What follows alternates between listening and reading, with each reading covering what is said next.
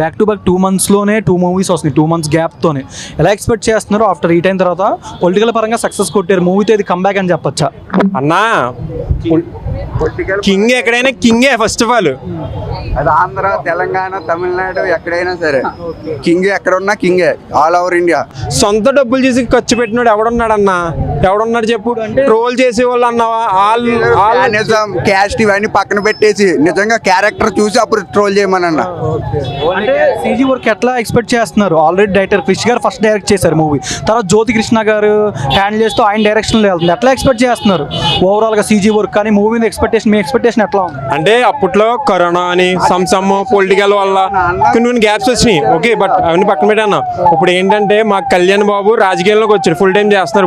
ఇప్పుడు అది ఎలా ఉందంటే ఖచ్చితంగా ఎఫెక్ట్ పడింది, పడదన్న ఖచ్చితంగా కరోనా ఎఫెక్ట్ పడింది. మా డిప్యూటీ సీఎం అవటం ఆ ఎఫెక్ట్ పడింది, దానివల్ల కొంచెం డిలే అయ్యింది. ఇప్పుడు డిలే అయినా కానీ చాలా ఫైట్లు కానీ అవి కానీ పొద్దున్న కళ్యాణ్ బాబు చెప్పారు మనకి, చాలా నేను ఎఫెక్టివ్గా చేశాను.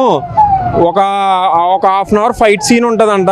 కళ్యాణ్ బాబు మార్షల్ ఆర్ట్స్ ఎప్పుడో నేర్చుకున్నవి కూడా, యూకే యూఎస్లో నేర్చుకున్నా కూడా ఈ రోజు నేను తీసుకొచ్చి చేసాను అంటే అది చాలా, నాకు కూడా చాలా ఒకసారి రీల్ చేసుకున్నట్టుందని చెప్పేసి అన్నారు.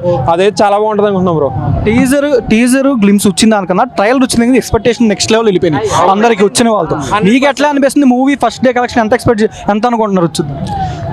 నా కలెక్షన్ ప్రకారం నేను మాట్లాడినా, నా కలెక్షన్ 100 కోట్లు డొనేషన్ ఇచ్చి వాడికి 1000 కోట్లు వచ్చినా ఇదిగో ఇంట్రుకా ఈ కలెక్షన్ తో పని లేదన్న మాకు. స్క్రీన్ మీద కళ్యాణ్ బాబు పడ్డా లేదంతే, దేవుడు కళ్యాణ్ బాబు దేవుడు అంతే.